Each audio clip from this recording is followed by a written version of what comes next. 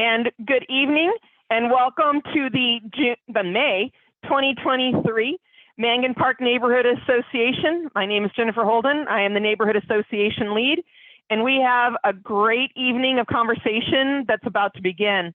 Our first agenda item is, as always, our SacPD Safety Minutes, and we have Captain Dan Monk here this evening to talk about local public safety concerns, followed by Assemblymember Kevin McCarty will be talking to us about state level efforts on public safety and air quality, followed by a whole lot of summer in the city. We've got a lot coming up, and that's why I almost said June, because I've spent most of the day thinking about June and July. So welcome. I'm so glad everyone could join us this evening, and I am going to start agenda item number 1 with Captain Dan Monk, Public Safety Minutes. How are you this evening, Captain Monk? Well, good evening. Thank you, everyone. I am great. Thank you for asking. I have just a couple of things for you tonight, and I'll open it up to questions. One of them is Lieutenant Galliano let me know that we made an arrest at the old nursery a few weeks ago. A community member called in about some possible trespassing there, and 2 individuals had warrants, so they were arrested for that. So I think that is a great example of a partnership and communicating with us, and I wholeheartedly believe that together we can accomplish great things. So when we have an engaged community like you all, and we can get out there and solve problems. So I definitely appreciated that. I don't know if you had heard, there is a rumor floating around the community that the FBI made an arrest on the helicopter theft at the airport. Greg tried to track that down today, and it does appear that is not accurate. So I know they're working on it, and there were some good leads, but it sounds like they have not made an arrest on that just yet. So if you heard that, that might be a little bit premature. It is budget season, and so I know, Jennifer, you called into council a couple of weeks ago. We certainly appreciate your advocacy. I think there might be another budget hearing, I believe, next week. So there may be some further talks on our budget at that time as well. And then lastly, this may very well be my last Mangan Park meeting as your captain. I am being transferred over to Metro, and Lieutenant Zach Bales will be taking over for me at the end of next month. So with that, I will open it up to questions.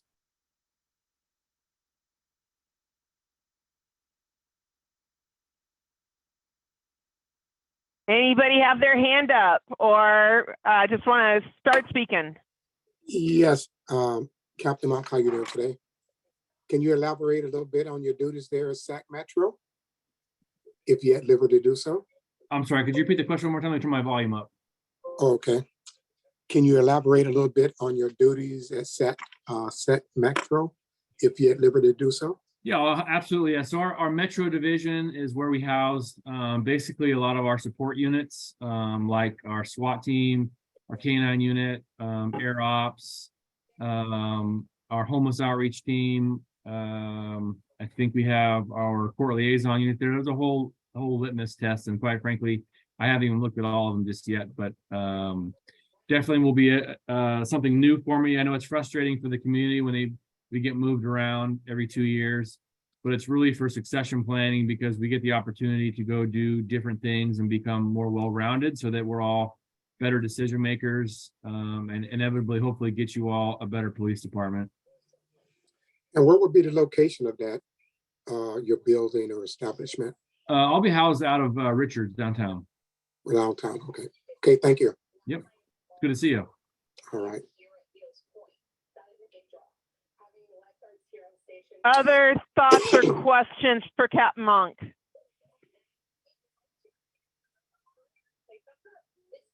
I think Barry has his hand up. Oh, there you go, Barry. Yes, please. Thank you, Jennifer. Thank you, Dan. Captain Monk, well, congratulations on the move to Metro. After Captain Monk's stint at Metro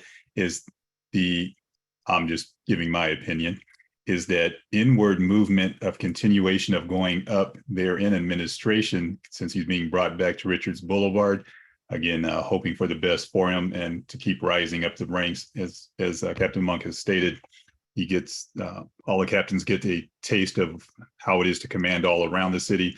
And then, of course, from the street beat to administration, to which once you're back inside of administration, you're like, yeah, can I get the car keys, please? But congratulations to you for your move, for the movement, and much success for you in the future. And lastly, I just wanted to say, I think it was about a month ago or so, an email that I received from you was commenting in regards to the it was a Macon Park neighborhood meeting, I believe last month or 2 months ago, in regards that a new captain would be coming this way. And with that, I was just joking to myself, thinking, wow, I guess we've become too friendly, or actually Captain Monk has become too friendly with the community. They have to get him out of there. But just all jokes aside, congratulations on the continued movement and hopefully successfully moving upward, Captain Monk. Yeah, thank you. I let's be clear, I'm definitely getting evicted. I really enjoy my spot, and I feel like the 2 years goes by so fast, and there's still a lot of work to be done. I know, Barry, I really appreciated your comments when you called in at the when the sideshow issue at Delta Shores was on the agenda a few weeks ago. There's still a lot of work to be done with those. We have to wait 30 days before that becomes effective. Lieutenant Galliano is working with the management there to get their signage up. And then once the 30 days has passed and the signage is up, then hopefully we can move forward with that. I think it may be a good sign. A few things I've heard. One is that there was some chatter. You guys probably know, but we had a very large one, sideshow. Probably it's been, I think, 3 weekends ago now, where we had like 500 cars show up, and they were all over the city. But as far as I know, they did not go to Delta Shores. I think they recognize that they're not going to go down to that area anymore. So it's certainly a start. And then, I think Councilmember Jennings he is all on board with putting something together to really look at how we design our roadways, and what I call SEPTED. Looking at how we can do some like raised medians at some of these popular spots. Councilmember Vang has talked about making Amherst like a pilot project. We've looked at what some other cities have done, like Oakland or San Francisco, and not just Oakland, and they're essentially making the intersection smaller so that they don't have the room to do the donuts there. So those are some things that we're looking at, and there's a lot of work to be done with those sideshows, but I feel like we're all moving in the right direction. I think Chris, you have your hand up, looks like. Hi, Captain Monk. Okay, my question for you is regarding your partnership with park rangers, because a lot of the activities, speeding, side donuts, and criminal activity goes directly from the parks out into the neighborhoods. It kind of keeps going back and forth. So can you share any updates or any information about your relationship with the park rangers, or what you're doing with incidents and things that are happening in the parks and then come out into the neighborhood from the park? Yeah, we have a great working relationship with them. I communicate pretty regularly with Shannon, and Danielle Luther actually used to be a community service officer at our department before she went over there. So we know each other very well. I think even just like a Mother's Day, I reached out to Shannon and said, hey, are you guys staffing up the park at all? Referring to Southland Park, because that's traditionally a very busy spot on that day, and say, where are you at? The problem they have, though, like the rest of us, is they're significantly understaffed. There's a lot of parks, and there's only a few of them, and so that's a struggle. We also have our struggles with staffing. We currently, the last number I heard was 101 vacancies, and so it's really difficult for us to do the things that we'd like to do when we have that amount of vacancies. And so, if there is one thing that I'd like to leave the meeting tonight with, is that if you remember anything, we need great people. And so if you know anybody who might be interested in working for us, send them my way, please. Absolutely can do. Other thoughts, concerns, questions for Captain Dan?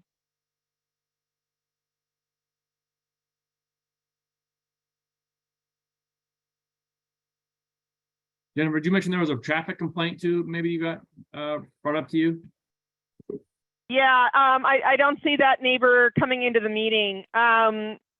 I think it's a street or two over. She said that there were a lot of people speeding dangerously up and down the roads. I think that makes it Helen, and what's the name of the other one that's just one more over?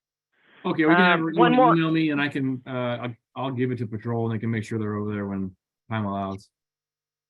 Yeah, that would be good. I was thinking it was a case for not for Captain, but for Officer Gamble. So let me check in here. Let's see here. She said La Campana and Carmela. Okay. So that's the message that she sent me. She has some issues with the same cars speeding down the streets of La Campana and Carmela. So yeah, if we could have a little traffic over there, checking on routine speeders, that would be wonderful. Letitia, you want to go next? Yeah, I'm just wondering if those speeders is that recent? She reported this to me today. So Because I have not. Go ahead. because we have a camper down at the dead end and they're attracting a lot of people. And La Campana they would come down La Campana to reach the camper that's parked out on the dead end. Which I'm concerned about because it's bringing in a lot of different people. And it seems like they show up at certain particular times of the day. And I'm just wondering if it's related to the speeders. Where's the camper at? The camper is on 34th and La Campana. It just pulled in there Saturday morning. I've called on it. For example, you can come early morning and there's no one, no signs, but it seems like at certain times, like right now, I bet there's a whole swarm of people there. They usually attract anywhere between 5 or 6 people at a time. And then they all disperse. Some come in cars. That's why I was wondering if they were related to that. Yeah, if you want, I don't want to take up everybody's time, but if you want to email me the specifics of what they look like in the camp, etc. Yeah. Our pop team go contact them, make sure they're not dealing drugs over there. Yeah. Okay, thank you. I will. And that property on the former city tree nursery, I'm getting a head count of roughly 6 people living in there, just outside of the gate of that camper. So we're developing an increased population at the former city tree nursery again, which we knew would happen. And where SacPD was coming and sitting, right off to the side of the gateway to the tree nursery is where the camper now is. There's no truck in front of it. It is parked. There's an awning out front of it. And there always seems to be somebody around. So the camper's just parked right there out front of the gate to the tree nursery, where we've got 6 people or so estimated living inside of there. And I see Jesse's hand and I see Barry's hand, but I have a guest who is very short on time, who just came in, who is going to address the tree nursery a little bit more. And that is Carolyn Massingale of the District Attorney's Office. So good evening, Assistant District Attorney Carolyn. Hi, Jennifer, and hi, Mangan Park community. How are you guys doing? We're doing great. We've started off with a great meeting, and it's wonderful to have you pop in. I know you're super busy this evening, but you're able to make a little time for us and come on in and tell us what's going on with the former city tree nursery. Well, I can't really provide an update on the former city tree nursery because we haven't scheduled a meeting with anyone to discuss that just yet, but I can provide information regarding what we have done since the last time we met. Jennifer and I met with several members from the city to kind of discuss and address some of the issues that have been occurring along the Levee Canal behind Mangan Park. And Jennifer, from what you heard, it was pretty educational. And I learned a lot from that meeting. We had the individual who basically heads up the canal and who heads up the ditches behind Mangan Park. The park manager came, and the individuals who manage the lease for the tree nursery. So we learned a lot just about the process of when an encampment is located on the canal behind Mangan Park, which is actually very different from how encampments can be addressed throughout the city. We learned that because it's considered critical infrastructure, they have the ability to provide resources and clear a camp in a different way than the city can because of the type of infrastructure it is. So we learned that even though that they can clear it, it's still a long process and it usually takes several weeks. But that is why you see less activity usually in that canal area, and the encampments are cleared. Whereas I think I just tuned in at the appropriate time that there's an encampment maybe in front of the tree nursery, which cannot be handled in the same way. We did also learn that, because I know there was some concern about breaching the fence from Mangan Park into the airport. And we learned that actually there aren't very many breaches, if any, from the airport fence, which was actually, I think, good to hear. So they patrol that area pretty regularly, and they haven't seen any breaches in the airport side of the fence, even though we do see breaches in the fence that is the backside of Mangan Park. So I think that was a very productive meeting. It was also disheartening to learn that, I mean, I think they said, Jennifer, if maybe you can correct me, that they had recently put down like 80 feet of fence even to correct some of the holes. And within 2 days, 60 feet had been removed. So I think the individuals who work for the city, for your parks, for your canals, they're doing their best to try and keep up with some of the madness that's occurring. But it's not always, what we want to see, because people are still going to breach the fences if they want to. So that was what we did. I think that was on May 10th. And then I also know, Jennifer, because from what Jennifer's told me, there's been a lot of activity that comes in from Freeport through the shops at Lanai to the tree nursery. So what we did as Sergeant Longenecker and members of her POP team and I met with the property owner of the shops at Lanai, and they were very nice people, very receptive. They're part of your community, and they want to address some of the the issues that they see as well. However, they are overwhelmed as well with the amount of people who come through their parking lot. So we were able to provide them with some suggestions, which they were very open to try and prevent some of the foot traffic that comes through that parking lot. We also gave them tips about, maintaining the property to make it a less desirable place for maybe some of those individuals to come. From the outside of the property, it looks abandoned. And because of that, it seems to attract a criminal element and individuals who think that they can go to the property because maybe they won't be bothered, or maybe they can hide out in the back. So we did discuss with the property owner maybe different techniques to try and maintain the property so it's not such an attractive nuisance. So we're working, we're trying to come up with solutions and collaborating with the city and the property owners to try and make maybe that pathway from Freeport through the tree nursery to Mangan Park not as attractive. Thank you very much for that detailed report, Carolyn. It is much appreciated. I know Jesse and Barry have their hands up, but I also want to double check and redirect any precise questions for Carolyn on the report she just gave us before we start to move on. I want to make certain that Carolyn has a chance to speak, and then we can let her go as quickly as possible. So Jesse or Barry, are your hands up for Carolyn?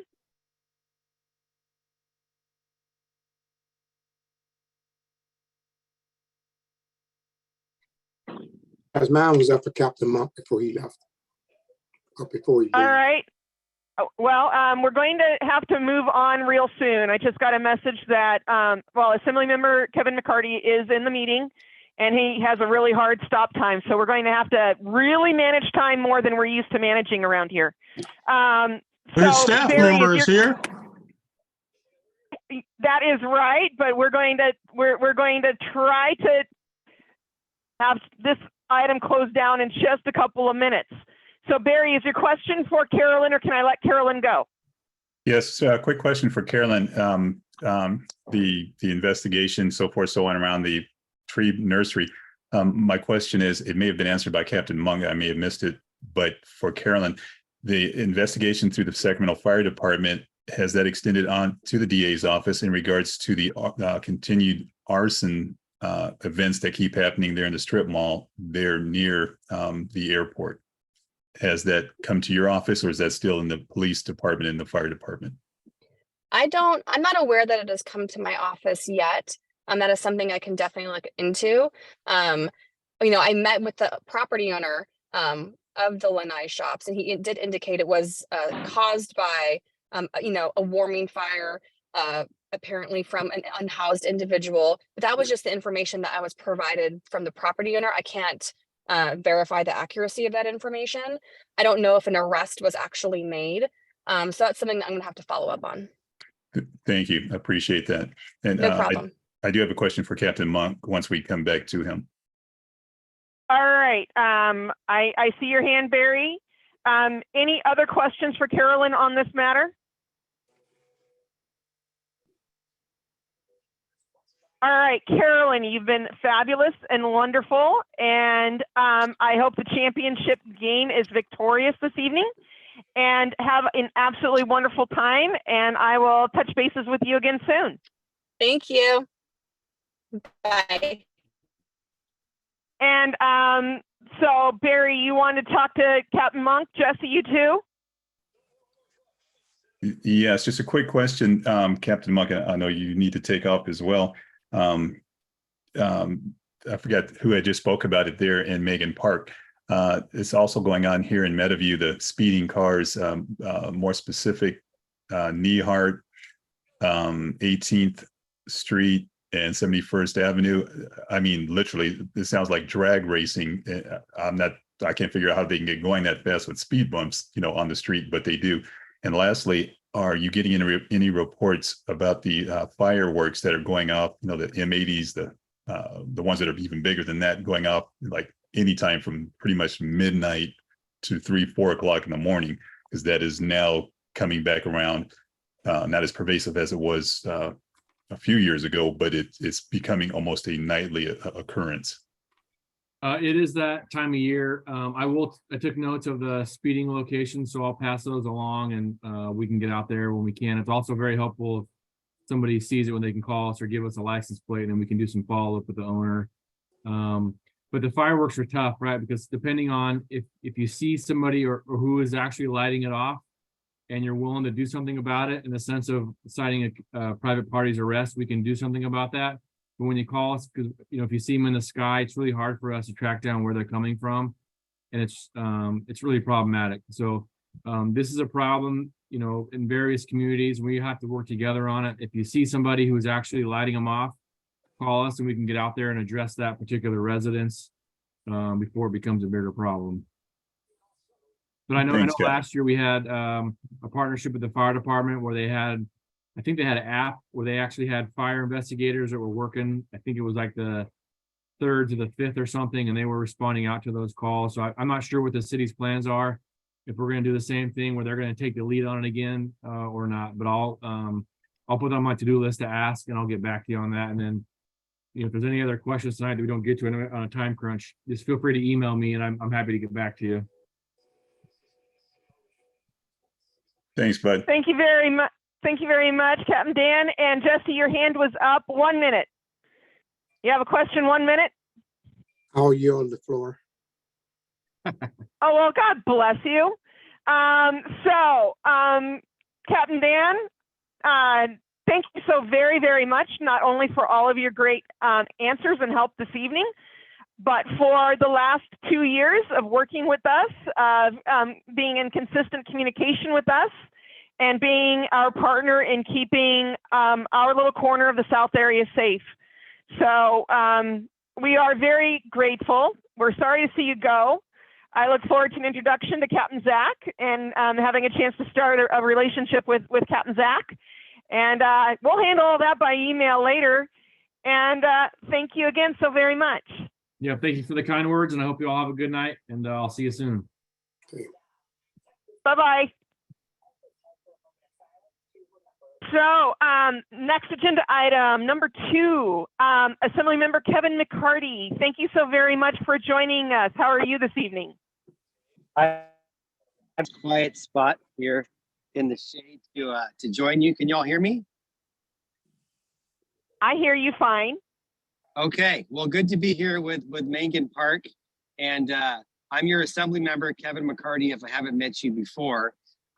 The good news is I actually know where Mangan Park is. I can actually describe it. It's a little skinny neighborhood, I guess south of Fruit Ridge between Freeport and 24th, maybe, in the airport. So Correct. Familiar with that. I've knocked on doors there in prior elections. My first 8 years in the assembly, the border was up there on Irvin and Hollywood Park. So now my border goes all the way down to 35th. So now I, of course, cover Mangan Park. So I've been your representative only for the past 6 months, but I've been in the assembly for Sacramento this is my 9th year. I remember there was a big hot issue when I was on the city council there like 15 years ago. There was, I think, a drive-through being proposed there, and the residents weren't too hot about the drive-through. I think on Freeport that backed up to the streets, and that's what I remember. And then I have driven by there myself recently, just because I'm always curious about Sacramento, what's happening. And I did notice back there by the old nursery behind the Waldorf school, it being somewhat abandoned and kind of a draw for negative activity. So I encourage you to stay on it. And I know you have reps here from the city council offices and city police. And my experience is the squeaky wheels get the grease. So stay on it and make sure that you address those issues. So the issues that we're focusing on the state capitol, aren't too dissimilar from what I'm hearing here.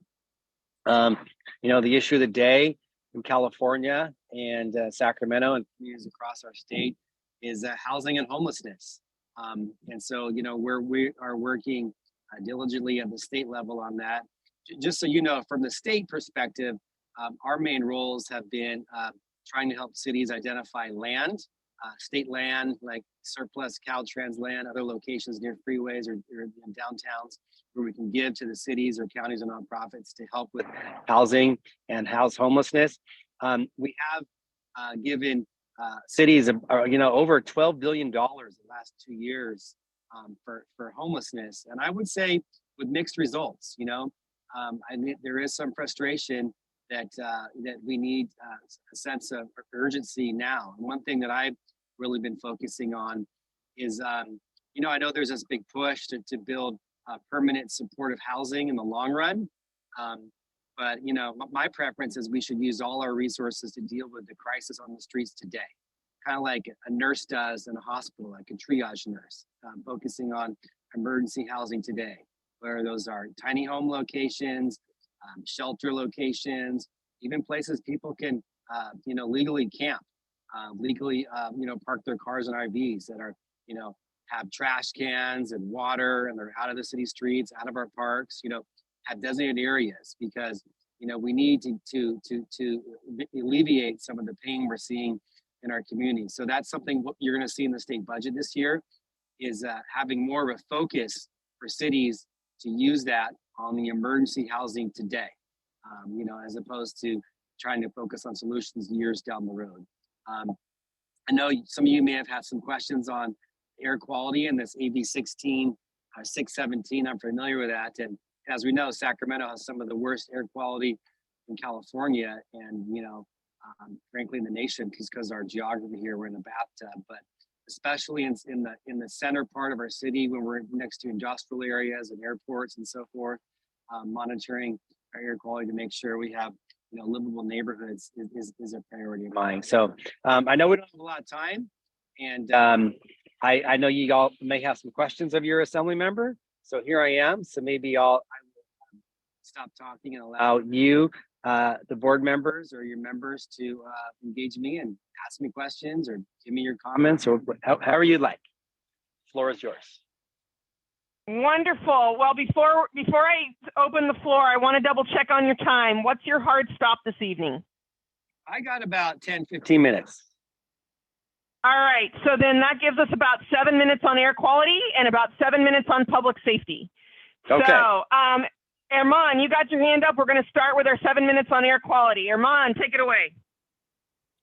Thank you, Jennifer, and thank you, Assemblyman. It's good to meet you via Zoom. My name is Herman Barahona. I'm the founder and community organizer of the Sacramento Environmental Justice Coalition. We're a group of nonprofit, civic, and faith-based organizations that are looking at what's happening to poor people because of environmental injustice. South Sacramento is one of the major concerns from the 50 freeway all the way down to the Meadowview neighborhood. And we're also focusing in other areas of North Sacramento. Just a quick, I want to give a commendation to the Sacramento Homeless Union. They just joined the SAC-EJC, and we have been working with them at one of the shelters, Camp Resolution, to bring solar stations. So we brought a solar camper that's providing 24 kilowatt hours of energy to our unhoused people there. The Sacramento Homeless Union has done a very good job at organizing the camp. And so because of the way that it's going, we've got a few friends from our faith-based communities that donated the money to get a second trailer, solar trailer, to cover all 55 people that live in the shelter. So just wanted to put that on your radar, because what they're doing there is amazing. And these solar stations came from the great state of Louisiana and a nonprofit that works in India. They have mastered the art of putting these solar grids on wheels. It's been interesting. Now, my question for South Sacramento, Yes. it's a big community. AB617's legislation does not give boundaries or ask its recipients to set boundaries. Unfortunately, our AB617 project here that we have competed with many other counties has a very close boundary set, and it excluded the Meadowview neighborhood, the Mangan neighborhood, Woodbine neighborhood, any of the neighborhoods around Franklin Boulevard. And so we'd love to see how you can help us expand AB617 resources, but in a way that is accountable. There are millions and millions of dollars coming into town for environmental justice. And we need to know that there's some real outcomes, real results, that there's a measurable concrete system that measures the amount of carbon dioxide and other kinds of toxins like lead in the air, that all those things are reduced. How could you propose some sort of strategy to help us out understand how do we begin to reduce instead of adding more issues to the neighborhood? Yeah, I'm familiar with the policy. Several years ago, we adopted this, and we have this mapping, this California Enviro screen. And I know a lot of my colleagues have been frustrated because it misses some areas that are obviously environmental injustice neighborhoods, and then, has neighborhoods there. It's like, it gives the neighborhoods of all the assets. So it's not a perfect drawing document. It's based a lot on census data tracks and these other elements. And it's a lot of frustration from lawmakers. There's been a number of bills to change that. And so, sometimes you don't want to let the perfect be the enemy of the good. I think it's a good system. It's not perfect. There's some flaws. And I'll continue to look at legislation that makes sure we incorporate this. I do want to note one positive thing.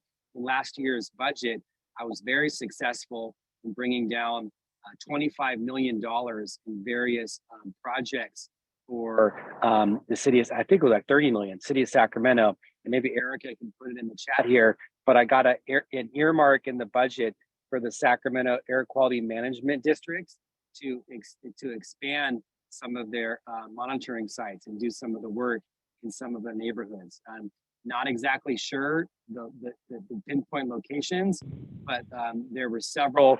I know a couple were in the southern part of Sacramento, south of Highway 50, as you noted, but that was basically a request from the air district because of this. And so I was able to deliver some resources to help address the issue in our neighborhood.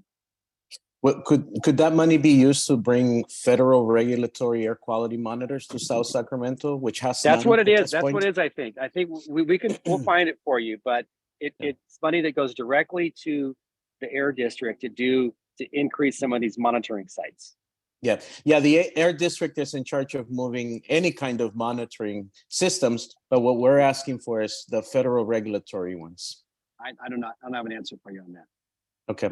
Yeah, those are the only ones that actually can trigger enforcement or court decisions. They're the only ones that can, their data is the only one acceptable in the courts.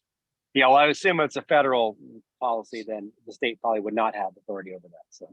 No. The regulatory monitors are installed by AQMD. Okay. They have complete discretion on where they go. They could. So we'll put this in the chat, and if not, we'll send it to your executive board. And I know the Air District just had a hearing on this, and they went over this and recognized this as well. We love your support on that. Thank you. Thank you. Yes, thank you. This is good news to my ears too, Assemblymember McCarty. We have 3 hands up. We have 8 minutes left. We have one more topic. So I'm going to try to move us super swift and fast here to respect everybody's questions and time. Charles, do you still have a question? It's going to take more than the time you have left, I think. So I'm just going to ask the council member, assembly member, if there's a way that I can talk with him later, possibly. If I can send him my email address in the chat and maybe email back and forth. If he can email me, that'd be great. Yeah, but I'm going to ask you to do so through my staff member, Erica, who's right here, only because I have 500,000 people like you, Charles, and I can't talk to them all. So I have an amazing team who's basically, they speak for me, and Erica right here is my voice. And so we'll start with her. And I sent my email through. And by way of a little introduction, Charles is very involved in homeless issues. So I suspect that's going to be the direction of his conversation. So happy to facilitate the introduction. I think Barry had his hand up next, and then McCarty. Thank you, Jennifer. Good evening, Assemblymember McCarty. Hi, Barry. Hey, but just briefly in regards to the, you just stated the $30 million that you were able to get earmarked to come to Sacramento in regards to AB617 per the AMQD's meeting the other evening. Unfortunately, it looks like a lot of the monies that have been appropriated in regards to AB617 are on the chopping block. Again, they have not gone away, but are in the, I'm forgetting the term, the looked at to possibly go away.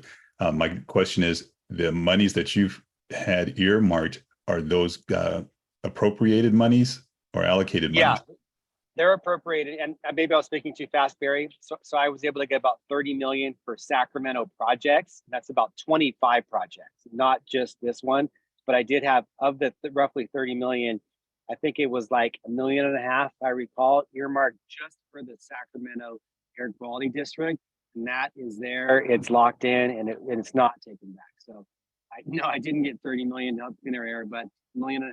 And that's actually what they requested. The Air District asked me if I can get some money for them in the budget to do this work. And we did exactly just that. I appreciate that. I may have misworded. I know 30 million wasn't coming strictly to just us, but it's fantastic that the million is. Thank you, bud. Yeah, thank you.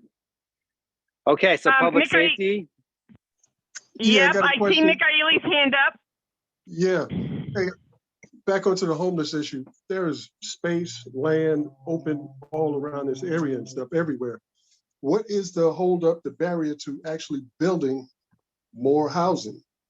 Oh man, you got an hour? For, you know, we need an hour for that. A few minutes, but if you can quickly, talk about that. What are some of the major barriers to actually building these homes that we say we need? Well, a lot of it is people. People don't like change. People don't want, whether it's homeless locations or sometimes even housing, or multifamily housing, or duplexes in their neighborhoods. People have theirs, and it's hard to change sometimes. And so, I heard this report last night that says for every person that Sacramento basically gets off the streets, they get 2 more on the street. And so we don't need to just breathe. He's raising his hand. That we don't need to just focus on, the stem right now, but upstream as well, as far as, housing supply. So, I think we need all hands on deck. This is the issue of our generation. This impacts, people staying in Sacramento and affording housing as well. So this is something that all levels of government, city, county, state, and federal need to work on. And there's no, magic solution to this. But, Yeah, and it doesn't help that the city is not assisting people in staying in their homes. As a matter of fact, they're hooked up with this Bay Area receiving group that looks like they are functioning more as a predatory, kicking people out of their homes. So we can't be saying we're for homelessness, against trying to prevent homelessness, but at the same time, we're kicking people out of their houses. All right, Nick Aili, I'm going to say we need to move on. Thank you very much for your question, Chris. Hi, Assemblymember McCarty. How are you doing? I'm doing well. Thank you, Christina. Good. Okay, so my question for you is this year and the coming year, what are some of your public safety legislation pieces that you're looking at working on that might impact us at a local neighborhood level? That's a great question. It's like a softball to me, and not just because I'm a softball player. My top bill that I just got out of the Appropriations Committee last week was, we call it Hope California. It's basically a bill to deal with people who are going through the justice system, jail and state prison, basically committing crimes to feed their addictions. Some people go and serve, let's say, between 1 and 3 year terms, and they never get drug rehab while they're in there. And the reason they were stealing cars or breaking in garages, a lot of these individuals, is to feed their addiction. So they weren't sentenced for a drug crime, but the crime they committed was underlying based upon addiction. So I'm doing a bill with our district attorney, Tien Ho. He's a sponsor of our bill. We call it Hope California, be a two county pilot, Sacramento and Yolo, which would allow them to have alternative sentencing. So allow people when they go and sentenced in either a long-term county jail sentence or state prison, to basically have an option to kind of cajole them, not force them, then nudge them in the right direction to go get drug treatment. So when they come out, they won't be a statistic as far as recidivism. We have, I don't think we need to go back to, 20 years ago with 3 strikes and lock everybody up and have 200,000 inmates, but the current system is not working. We need to do some innovative things. And I think this is a great approach. I offered the same bill 2 years ago. Unfortunately, it was vetoed by the governor. We were frustrated. We don't know what happened. I got pretty much universal support from Republicans and Democrats. And I'm authoring it again. And I know Tien Ho, our new DA, says this would be a very powerful tool to make our community safer. Also working with our police chief on gun issues. It's too easy for people to get guns, but also some of the same individuals are the ones who perpetuate more often than not. And so, working with our chief to come up with some creative ways to keep our streets safe from gun violence. So I have a question. There are 2 other hands up. I believe we are up against your hard line. Is that correct? Yeah, I'll take it 2 quick questions. How about we do like lightning round questions right here? Well, actually, there's 3, but let's go. Chris, super fast. It ain't going to be super fast. Come on, Chris, you can do it. Add more time. I want to go back to homelessness. I recently had a chance to sit with a bunch of developers in San Francisco and here, and they're non-union developers, and they broke out a chart and showed how many employees they had. Most of them been with them 25, 30 years and doing real well. Isn't it about time we come back to the table and look at the PLA agreement and the prevailing wage? Because they were stating that due to these graphs that they can't compete, they can't bid on any of these jobs, and they can drive the costs lower and be able to build affordable fourplexes or whatever the case may be. Is that something that can be done? Look at these prevailing wage agreements and kind of open it up a little bit and give these contractors a chance to build. If they can build it cheaper and better, same quality that your others are doing, why can't we allow them to do that? Yeah, we've done a lot of research on this, and it's not always that. It's not always money. A lot of times it's just systems that don't want this, communities that don't want this. We have these environmental laws that are used, the CEQA, that are abused to delay projects on this. So I'm a big supporter of this reform of the CEQA, the process that the governor just came out with. I think that will create more lasting impact on trying to increase the supply of housing and emergency housing. And again, I think our focus needs to be, if you try to be everything to everybody, you're nothing and nobody. And so if we do a little bit of housing for, the future, a little bit for homeless today, we're failing in both. So I think we need to double down and put all of our efforts into emergency housing today. And that way we can enforce, frankly, the no camping ordinance on parks and streets and stuff like that. But more importantly, we get people a better option than, a tent with no trash cans, no water, no nothing. And so I think, we need to have more urgency to basically approve some of these sites. And the city council, for example, outlined a couple years ago that many are still languishing. All right, thank you very much. Permanent housing is much better than any temporary housing. You just said a whole lot of nothing.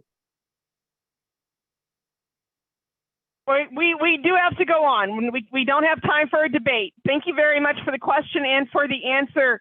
McCarty, go, quick. No, it was a comment. And what I said is that permanent housing is a much better option toward all of this temporary housing that they're trying to push up all over the place and not spend. I get that. I get that. But permanent housing is $600,000. You're paying $4,000 a door. A door. You're paying $4,000 a month for people to stay in little roach motels, but we don't have the money to invest in permanent housing. Yeah. Hey, Jennifer, was there someone else who wanted to go? It was me. I'm the other person. So thank you, McCarty, for your question, your comment. Thank you, Assemblymember McCarty, for your answer. So I know that we're up against time, so I don't know how much of a response I'm going to expect, but I will at least open up the conversation, even if we finish it up by email or at another time or place. As far as this area in your district, we are having a lot of quality of life crimes. We had 3 calls for SAC fire service in 4 days. One of the calls for service took out our biggest and best business, the Hong Kong Islander. You notice that little blighted corner in there. That's the Hong Kong Islander was next to that. Now the area is bigger and emptier because the Hong Kong Islander is closed. We've lost major business. We've lost a positive influence in the area. We are really struggling with what is being called quality of life crimes, but it's getting to an extreme point. And that includes the helicopter attempted theft and crash, March 15th. There have been other significant thefts in the area that exceed $30,000. That helicopter attempted theft and crash was a $6 million helicopter. Most of these crimes are being, the fires are being called indeterminate. We have no cause. Yes, we're on it, but this, our neighborhood looks so quiet. If you drove through, you see little bungalows, everything's clean, it's well maintained, it's neat, but we are, patrolling our neighborhood because we have a whole bunch of people are coming into our house without permission. They're in our backyards, they're in our cars. We are really, really struggling here. So I know to work with SacPD on that. You came in and saw Carolyn Massingale, who's an assistant district attorney, who is working with us on that corner that's causing us a bunch of problems. We also have problems on our eastern side along 24th. And I'm working with the businesses and the residents there as well. So we have a lot of public safety issues. We're grateful for any support that you can give us regarding those. My questions were about state prisons and the changes that are going on at the state prison level and how that isn't affecting our ability to, we're doing catch and release in this county now. The county jails are being impacted because of what's happening in the state prisons. I know that's another huge question for you and you don't have time, but I'm just going to kind of let you know that that is where I wanted to go this evening, as far as anything that you know of or that you see coming that might help us to take some of the pressure off of the system, because I think the kinds of things we're experiencing are a bunch of catch and release. It's really impacting us. Yeah, I will say that the majority of my work in criminal justice, the legislation I've been focused on, is about reintegration and stopping recidivism, because the reality is 30,000 people get out of prison every year. Most are not long terms or shorter terms, and not everybody has services and employment and has the opportunity for education. And we have 3% unemployment right now. There should be ample opportunity. So no matter where you are on the political spectrum, everyone agrees that once people are out of jail, we should do our best to keep them out of jail. That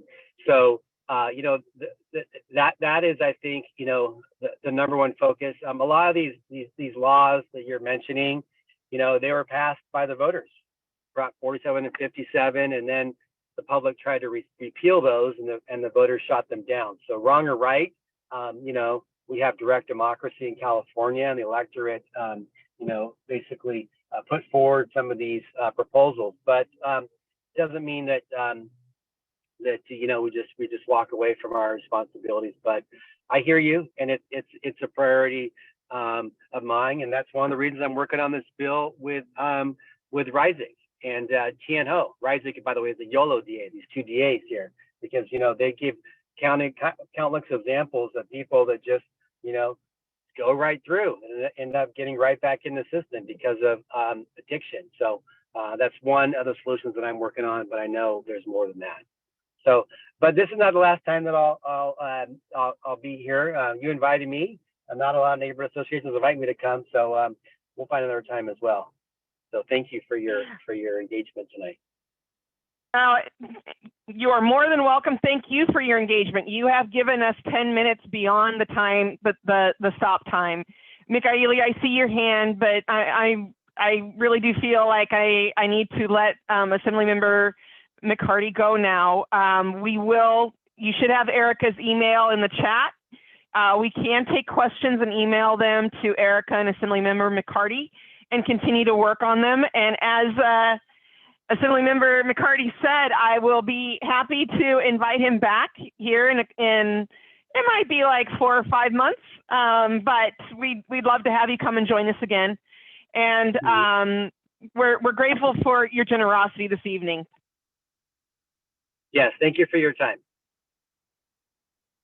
Have a great evening wherever you go. Erica, you are welcome to stay. It is a public meeting. We would love to have you stay with us if you wish to. If you must go, I understand that as well. Okay, great. Thank you. Thank you, everyone. Have a great night. And on with our great night. So we've got summer in the city. I've got a large panel of people. I've got a lot of stuff going on summer in the city, both in the areas of civic engagement and in just plain having fun.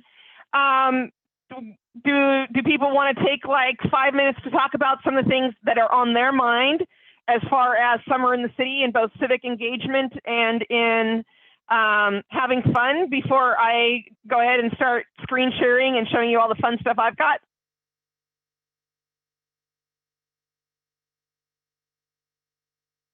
Chris. Yes, thanks, Jennifer. Okay, a couple of things. If people aren't aware, I'm with the Land Park Community Association, And we are really getting robust and organized, our organization is. And we have a meeting coming up on June 1st. You are more than, everyone here is more than welcome to attend. It could be at 6 o'clock at Fairy Tale Town. That's when the doors open. Our discussion will be the theme of parks. So if you're not aware, the parks budget was discussed at the city council meeting, not this week, but the week prior at the 2 o'clock meeting. I attended that meeting and so did a lot of other people. Parks is one area that I think all of our communities can get on board with.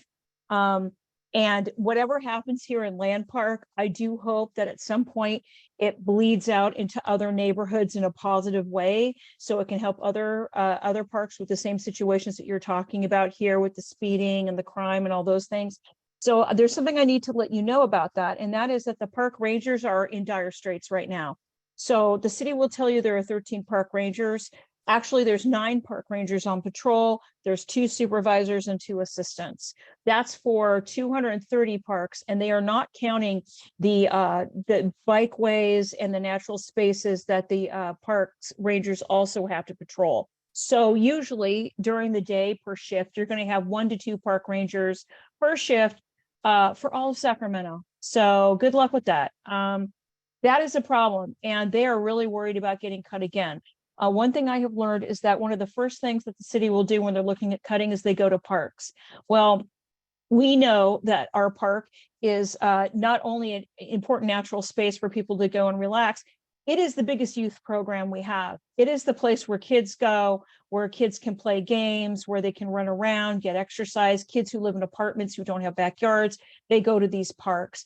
And right now, the maintenance and care of them is very pathetic. And I think, you know, and that's me coming from Land Park. And I know people drive through and think it's great, but you walk around Land Park, you really look around, you're going to see some stuff that goes on that should not be happening. You're going to see like the bathrooms that need to be replaced and the water fountains that are a disaster, and some of the drinking and the drugs. And sometimes I've even seen some a little possible prostitution happening on a Saturday. So, you know, it happens everywhere, and it's happening in Land Park. So I would recommend that everybody look at the parks budget, or at least say something to your city council person about it. Maybe go and look at the 2 o'clock city council meeting from last week. Several people spoke about it.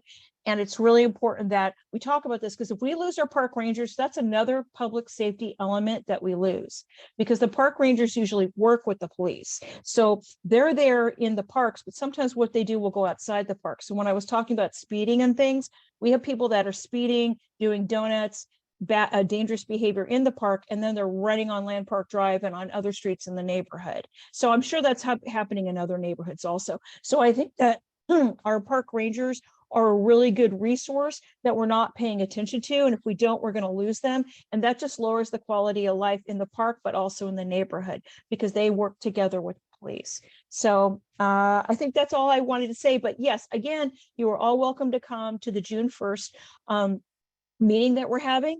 Free wine tasting, treats. It's a little bougie, but it'll be fun. And we're going to have Rick Jennings, who is our D7 city council person, come and speak. We'll have a park ranger come and speak, and we'll have a couple of other speakers too. And that's it. Excellent. That sounds amazing, Chris. And I'm right there with you on the park rangers and making certain that our parks are properly funded and supported, and we have sufficient park rangers to help make certain that we're safe and our kids are safe when they're just want to go to the playground at the end of the street, because that's not always the case in my neighborhood. There are times it's not smart to send your kid down the street to go play at the playground at the end. And quickly, I wanted to say one more thing to that. You were talking about, so this, isn't it this weekend at Mangan Park? Some of the benches are being, so we have volunteers coming, and I'll be there to help paint the benches and do that sort of thing. And this is another thing, is park maintenance. The city is relying too much on volunteers for every park. So like Land Park has a group of volunteers that actually do a lot of the maintenance stuff that paid people should actually be doing. So as much as we want to support and have volunteers come in and help, the city can't rely on them to do the work that actually a paid employee should be doing. So that's something to think about too, is the maintenance. It's all part and parcel of the costs. And it is budgeting season. I know a bunch of us are a little nervous about the city council budgeting. Okay, I see that we're about to lose Cassandra. Cassandra, thanks so much for coming out this evening. And we'll miss you, and I'll touch bases soon. Yeah, that we do want to be watching the budgeting. We want to be watching the budgeting for parks. And there's a lot there to read. Hundreds of pages to read. So we really need to break up the work and work together to know what's in there.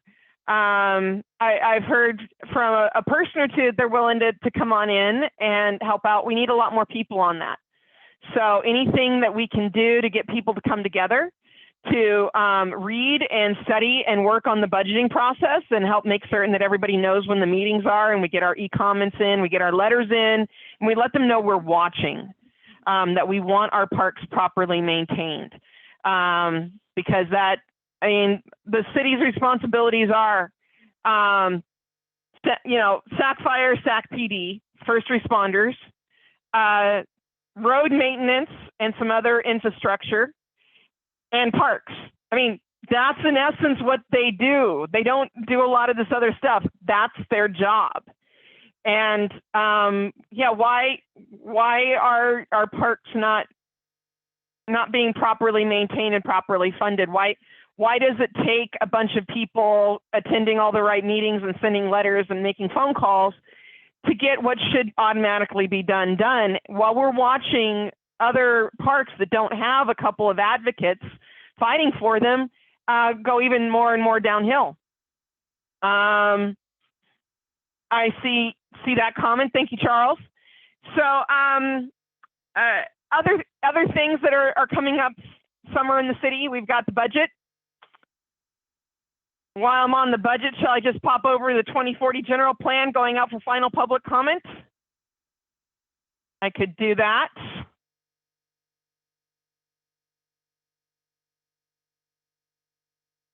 Let me see here. There we go.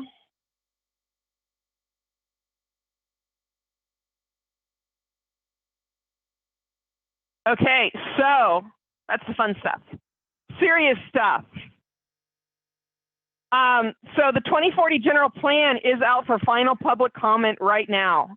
If you don't already know that, you want to know this. This includes our housing element, our zoning element, our climate action and adaptation plan, our urban forest master plan. All of those plans come together under the umbrella of the 2040 general plan. It's not on the screen. Uh-oh. It should be screen sharing. It's just showing. Let me try again.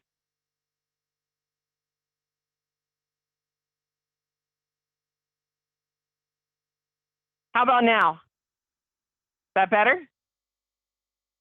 Okay, great. So the 2040 general plan is out. It's a bit of a misnomer. The 2040 general plan, if you're not familiar with this, the 2040 general plan doesn't mean it takes effect in 2040. That means that it's a plan for what the city should look like by 2040. It's a policy document that is going to map out the city's policy, and in policy it's used to determine funding for all of the actions it's going to take in its areas between now and 2040. So this is the grand plan of Sacramento over the next 27 years. We've been doing comments on the draft. This is the final round. This is the final draft. We're done drafting. They're holding orientation webinars for the 2040 general plan. If it all sounds a little big and a little confusing. Let me make certain I can scroll here. So the first orientation webinar has already happened. It's been and gone, but there are still 2 more to be aware of. So Tuesday, June 6th at 10 a.m. and Thursday, June 29th at 5:30 is the next orientation webinar. And the link that's right there above it is the link to go ahead and register and get into those orientation webinars. So that is the city's plan for helping us know what's in the 2040 general plan. Now then, some of us in the room have done enough of the 2040 draft work to know that sometimes you want to do your own reading. The city tells us some of the stuff, but we wind up reading the appendices more than the actual documents, because the truth tends to be in the appendices. So there is the link to the 521-page draft of the 2040 general plan. That includes the appendices, but we have to get into the appendices. Also to note, what will be of great interest in the 2040 general plan that I haven't heard has been checked out yet is the 100% electrification of existing buildings is supposed to be a part of the 2040 general plan. I haven't heard a lot of buzz about it. We should get in there and try to figure out what's going on with the 100% electrification of existing buildings, not new construction, existing buildings. And to know anything about the 2040 general plan, you start at a very basic website, which is www.sac2040gpu.org. That's www.sac2040gpu.org. So go check it out, see what's going on. If you're concerned, get back to me. I'm putting together teams of people to take a look at the 2040 general plan, as well as at the budget. So it's too much for any one person. We can only do this working in teams. So talk to your people, tell your people, whatever strikes you as something that you're passionate about. Please take a look at your calendar and make some time to come on in and find a team of people who are passionate about the same topics as you, and break up the reading, lighten the load, increase the information sharing, and make certain that we know when those areas are going to be heard at the various city committee and council meetings. Remember, the budget's going through committees also, not just Tuesday night council meetings. We're going to need to be watching all of the committees as well as the Tuesday night city council meeting. So any questions on the 2040 general plan right now before I move on?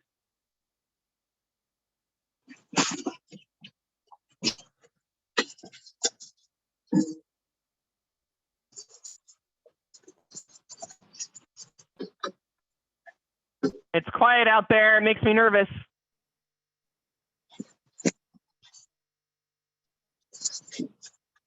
Okay, then I'm going to say that that's pretty good. Are we down to 6 people? Gracious, they missed out on all the fun stuff. So here's the next part, which is the fun in Mangan Park. Upcoming community events. There's a lot going on. We got Barks and Brews this weekend in Land Park. Chris, do you want to talk about that? No? Okay. No, I mean, that's not something that LPCA is putting on. It's something that, you know, they went and got the permit with the park, and so they're doing that. Yeah. Okay. But it looks like fun. Got it. Yes, it does. It does very much. So then we've got other Memorial Day stuff happening. There's going to be a formal Memorial Day observance at the Memorial Plaza starting at 10 a.m. That's going to migrate over to the Memorial Auditorium. And that's this coming Memorial Day, Monday, May 29th. Expect from 10 to 12. And that is being hosted by the city. So you have to go to a city website to learn about that. And then I'd really love some volunteer power from the neighborhoods on Monday afternoon at 3 p.m. for a Memorial Day flag collection. The flags get put out Friday evening by the Boy Scouts, and then we need help getting them picked back up before the cemetery gates close at 7 p.m. So we're organizing anybody who wants to come on out next Monday, May 29th, starting at 3 o'clock at the Memorial Day flag collection. You can there's an informational post on the Mangan Park Neighborhood Association Facebook page. It's also out on Nextdoor in a couple of capacities. So keep an eye out for that. The Land Park Volunteer Corps, as Chris and I were talking about, is having a cleanup day on June 3rd from 8 to 12 noon. Chris, any notes on that? Yeah, anybody who volunteers, there's free coffee and awesome treats from Marie's Donuts and Freeport Bakery usually, and then they always serve a hot lunch afterwards. So you just wear your gear, and when you go, you're going to meet a lot of people. Like, there's all kinds of different groups. So if you like networking and you like helping in the park and getting to know people, this is a great event to actually come to. And they meet right behind Fairy Tale Town in an area called Base Camp around 8:30 in the morning. Excellent. That's a great setup. And then the very following day is the Curtis Fest Craft and Fine Arts Festival in Curtis Park. So if you want to go take a look at some small local artists and craftsmen who have set up their booths for the day, Sunday, June 4th in Curtis Park from 10 to 4. And then we've got another 2040 general plan webinar happening right after that. And I'm going to go into more detail on some of these other things out here. But notice that Curtis Park is having music in the park again. And we've got National Night Out on August 2nd to look forward to. My brain's spinning with the possibilities of what we could do for National Night Out on August 2nd. So I'm going to stop sharing this screen. And I am going to come back on in. Okay, good. I'm not losing too many people. And many of you are still here. Any community events being planned for the summer that weren't on the list that you want to share?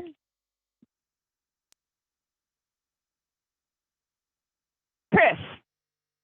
July 23rd, we're working on this, but it's going to be a pedal and roll. It's called Pedal and Roll. It's going to be in Land Park in the Panhandle area near Riverside and 12th and 13th.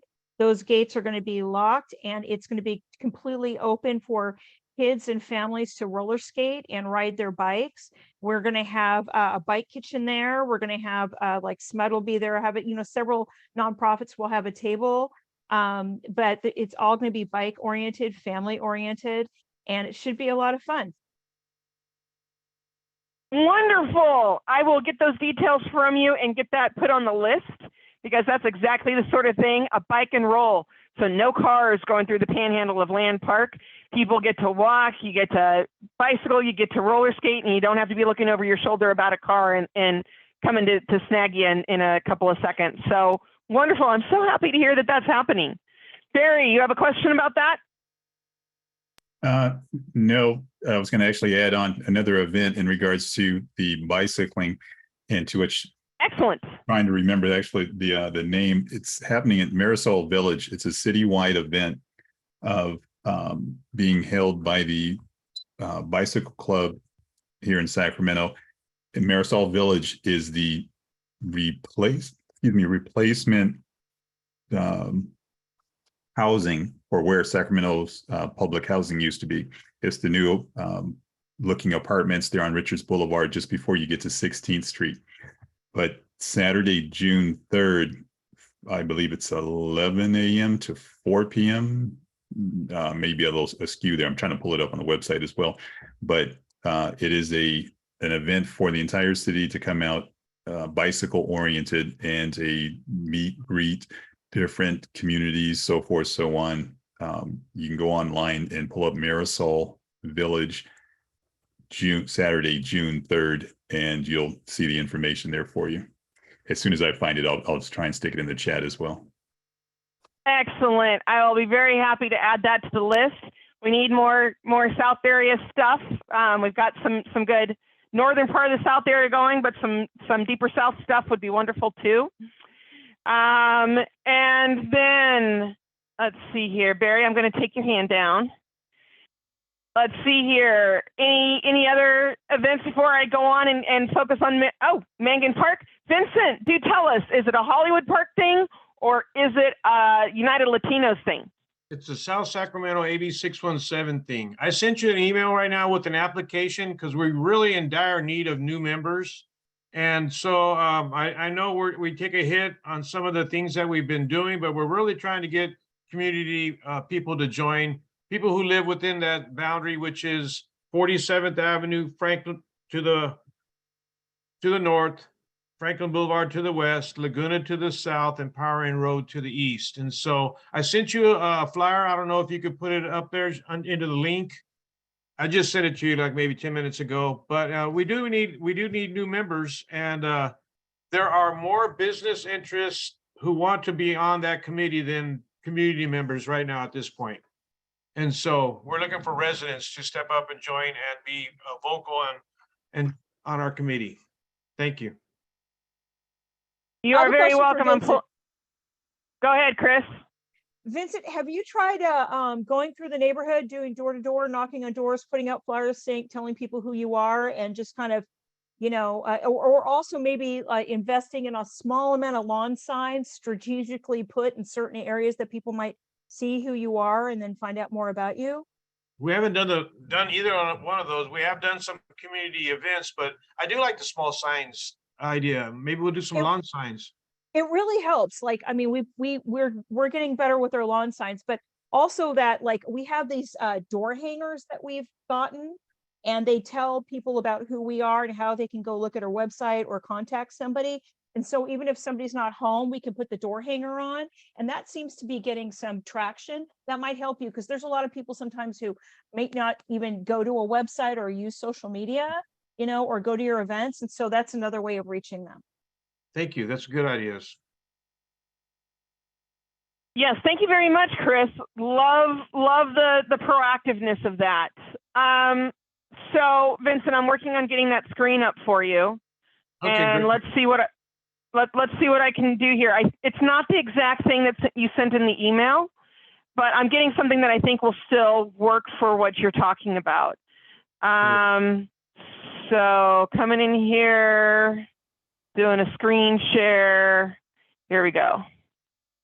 And I was double zooming while earlier when we had our distinguished guests on here, and I'm glad everybody's still here. And so I wasn't able to talk at all during that time. I was on the other Zoom meeting and participating in that one. But yeah, there's a lot of double zooming tonight. It happens. We're glad that you're here. Thanks. Is my screen showing something related to what you're talking about? Yes. Okay, because I couldn't pull up that exact newsletter that you sent me, but when I clicked on the newsletter, this came up. And it does look like it's talking about the application and available. You can see a URL up there. So anybody who's watching this recording or anybody who's in this meeting who want to learn more, I think everything about the application process is here. I see I've got 2 hands raised. I'm going to come down here. It looks like the deadline is May 31st. There's also a Spanish translation that I'm happy to leave on the screen for a moment for anybody who needs a Spanish translation. And then I'll come on back and take the hands. Let me see if what I can do here. Erica, is your hand up about this? Yeah, this is yeah, it is about this. I just want to get clarification from Vince. Vince, do you get to look at the applications that come in? Nope, the Air District is going to view the applications. So do you guys even like get to know who applies? That's a good question. And nope, I haven't yet, but I'm going to ask that question because that came up just recently. Who and why we're not in the selection process. So there are a lot of things that are still getting worked out in our process with the Air District, and that is one of them that needs to get worked out. Thank you for highlighting that question. Yeah, well, if you need any community support behind that, let me know. Thank you. All right. I think I'm going to stop screen sharing on this right now. I think there should be enough information there for it. And let's see here, Vincent, your hand is up. Anybody else have their hand up on this item? Okay, got it. Vincent, thank you so much for sharing that concern and that need with us. We'll see what we can do. Mangan Park meetings are now reaching about 50 people within the first 10 days of their release. So we're turning into a fairly watched channel as far as neighborhood associations go. I'm getting more followers, people who want to know when I post the most recent video. So hopefully in the distribution somewhere along the line, we'll find a couple more applicants who are interested. Any other needs or concerns? I do have one more. Before, okay. And so Earl is working on his final report on the air monitoring we did at Mangan Park. And so, and we are interested in moving to the new location that you said you had found for us. So maybe next week we can get together and absolutely. And put, so we did find a little bit of lead, some lead in the air. I don't know how much. Earl said it's not above the alarm rate or amounts, but any lead is, you know, is enough to be concerned about. So yeah, we're not too thrilled about even little bits of lead. It's true. Yeah. So the other location is Chorley Park to the south of us. And they should be drying out. I haven't been putting you in contact with them because Chorley Park swamped out this winter. Oh yeah. Swamped is the word. So hopefully about now it's starting to dry out and become passable. So we can start talking about that and taking a little tour. And I'll talk a little bit more about Chorley Park in just a minute. So any other, anything else, Vincent? Nope, that's it for now. All right, excellent. So let's talk Chorley Park for a moment. While we're on the subject, big deals coming up. June 11th, Chorley Park is having their 50th anniversary party. They are also hoping, now then scheduling is you know, they've got some trials going on, but they're also hoping to unveil their new disc golf course. It's a 33-acre disc golf course going into Chorley Park. Should be awesome. Should be amazing. So, whoops, wrong way to go. That is June 11th from 11 to 6. There's a car show. We've got classic cars from a couple different lowriders. We've got live music, multiple food trucks, and hopefully a little disc golf as well. So great afternoon of fun for the whole family. This is a recognized city event with Council Member Katie Maple. So it is a group effort to bring a great community event to this area. So Vincent, you and the United Latinos are welcome to come on out on June 11th and get the full tour and see how Chorley Park parties too. Then what else is happening? Oh, yeah. Painting party, Mangan Park. This coming Saturday at 8 a.m. Chris already alluded to it. Now then, here's a great piece of news.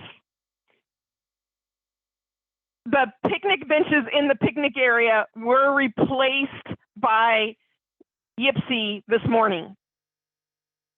So we were supposed to meet in the picnic area to do the painting, but Yipsy has fixed those benches and they're done and they look amazing. I haven't seen them in person, but I got pictures sent to me of the new benches. They look wonderful. So there is still a painting party, but it's no longer in the picnic area between the former gun range and the swimming pool. It's now over on the eastern side of the swimming pool, closer to where the playground was. There's still some picnic benches there that need some love and support. So come in your clothes that can get paint on them. I think most of the equipment and supplies should be there, but we need a person or two. We don't need lots of people, but we need a person or two to come help Matt out and paint. I cannot be there that day. I am going to be off organizing a veterans event on Saturday morning. So Matt King of Chorley Park is the one organizing this painting party. So you're going to be asking for Matt King, who is a fabulous contractor and neighbor and community advocate who is helping get new boards put into our benches and our tables, and then they're going to need to be painted. So ask for Matt King on the eastern side, picnic areas closer to the playground.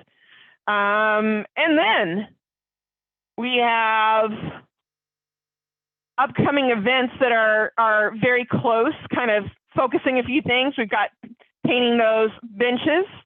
We've got the Memorial Day flags this coming Monday afternoon. We've got Chorley Park's 50th anniversary. That takes us up to the Mangan Park pool opening on the 18th. Woo! More about the pool in a minute. But it officially opens on the 18th. And then there is the official grand opening with Katie Maple's office and an ice cream social on June 25th. So mark your calendars for actually June 25th in Mangan Park. That is going to be a free family swim day. So that's definitely the day to show up. Katie Maple and crew will be there with free ice creams to give away. We're still settling out the time. We talked about 11 to 1, but then when I checked on the pool open schedule for Sundays, it says that pool opens at 1. So I'm going to double back to the office and say, are we certain it's starting at 11? The pool will be open at 11. Give me a little time to work on that. However, we will be getting flyers made up in early June, and we will be distributing them about June 21st. So if there's anybody who's available to help with flyering Mangan Park for the ice cream social and the free swim day, that would be absolutely fantabulous. And on June 27th is our next Mangan Park meeting at 6 p.m. And that is going to be with our Chief Deputy District Attorney, Rochelle Beardsley, and Assistant District Attorney Carolyn Massingale, who was here earlier this evening. They will be our keynote speakers to talk about the efforts that our District Attorney TNO is taking. And you also heard Assemblymember McCarty talk about some of those voter initiative things. They'll also be talking about those. So we're going to get another look from another group about what's going on in making improvements to public safety. So the June 27th Mangan Park Neighborhood Association will wrap up the series that Mangan Park has been running on public safety. That started in March with the city discussion about safety, the April one with the county discussion about public safety, tonight's conversation about state efforts on public safety. In June will be the district attorney's office talking about their efforts on public safety.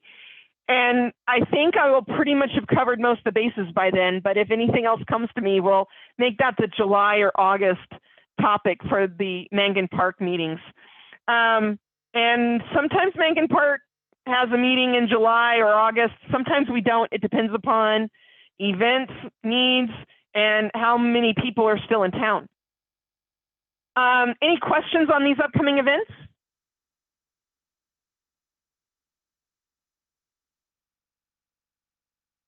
Jen, excellent. I have a question. Go ahead.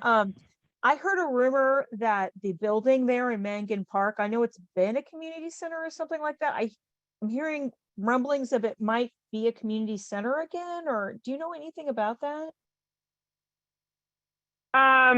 So once again, there's whispers of thoughts and possibilities. What I know that isn't a whisper or a thought or a wondering is that Jay Chenier promised us a community center. Right up until the time that he decided he wasn't going to run for office in this last election. So for about 7 years, he held several meetings. We all met out there. We talked about what we wanted. We drew up charts and made records of what we wanted. We wanted a commercial kitchen so that we could help host these big events we want to have in the park and have a commercial kitchen to do some food prep from and to help with different functions. We wanted a large meeting room. We wanted some smaller meeting rooms. We wanted to be able to rent it out for family events. Mangan Park houses are not big. And that's one of the reasons we wanted the commercial kitchen, so people could host large wedding receptions for their family, or big birthdays or retirement parties or graduation parties could be held in the community center at the end of our street. So those were the conversations that we had. We have not had a conversation like that in about 4 years. But that is what we wanted. And that is what we said. And I think we still want it. So it's hard to tell how much is what's going on about city government considering, resurrecting that, or how much of it is people remembering what the conversations used to be. So a little bit more remains to be seen. I'm working on getting the tree nursery taken care of and calmed down. And once, we've got our Hong Kong Islander open again and the neighborhood feels a little safer, then I can switch focus and go back to getting raising the concerns about a community center. We're super, super grateful for all the improvements that are being made to the park. But the really big request on our park improvement is what to do with that building that has been abandoned for 8 or 9 years now. 8 or 9 years. It's crumbling on us. They're saying that the roof is now bad and the cost of restoring it's way up. So we'll see what exactly happens or transpires. And if anybody comes to me with something that's more than an idea, I will definitely be letting everybody know, because Mangan Park loves its park. There's nothing that brings us together like improving the park. Did that take care of the question? Yes, thanks for the update. Certainly, certainly. Any other questions before I go on to the summer pool schedule at Mangan Park?